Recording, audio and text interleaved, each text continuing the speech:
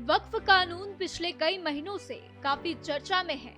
चर्चा इसलिए क्योंकि मोदी सरकार दशकों से चले आ रहे इस कानून में बड़े बदलाव करना चाहती है।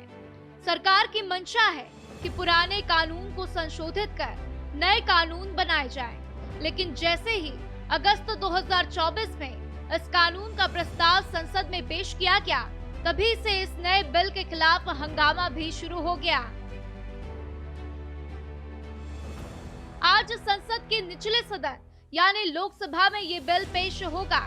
इस बिल पर चर्चा के लिए 8 घंटे का समय निर्धारित किया गया है, जिसमें से करीब 4.5 घंटे एनडीए बोलेगा, जबकि बाकी बचे घंटों में विपक्ष के नेता अपना पक्ष रख सकेंगे। हालांकि विपक्ष ने इस बिल पर चर्चा के लिए 12 घंटे की मांग की थी। वहीं संसदीय कार्य मंत्री किरेन रिजिजू ने कहा है कि बिल पर चर्चा का वक्त बढ़ाया भी जा सकता है। लोकसभा में बिल पर बहस के लिए बीजेपी, कांग्रेस, जेडीयू, टीडीपी और समाजवादी पार्टी समेत कई दलों ने अपने सांसदों के लिए व्हिप जारी किया है। विपक्ष इस बिल को मुसलमानों के अधिकारों का हनन बता रहा है, तो वहीं सत्ता पक्ष का तर्क है कि इस बिल के कानून बन जाने से वक्फ की संपत्तियों के मैनेजमेंट में सुधार होगा। वक्फ को फिर से परिभाषित किया जाएगा, उसके रजिस्ट्रेशन प्रोसेस में सुधार होगा, कई तकनीकी खामियों को अपडेट किया जाएगा, जिसका फायदा मुस्लिम समुदाय को मिलेगा। देखिए, यह संवैधानिक बिल है और लगातार हम लोग जो है संविधान को मानने वाले लोग हैं।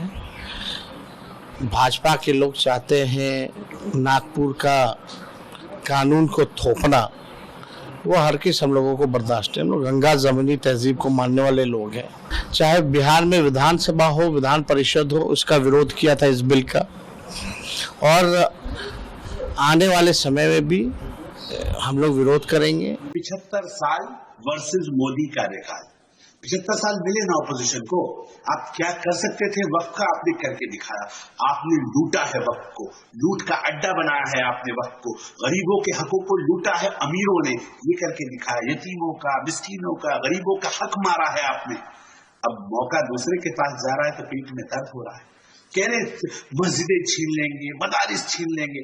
डरा नहीं मुसलमानों को। मुसलमान नहीं है जो विरोध कर रहे हैं, ये विरोध करने वाले लोग ये मुसलमान भी नहीं है, ये पॉलिटिकल मुसलमान है। आपको बता दें कि बीजेपी काफी आश्वस्त है कि वो आसानी से इस बिल को संसद के दोनों सदनों में पास करा लेगी, लेकिन उसके सहयोगी दल अब भी असमंजस में हैं।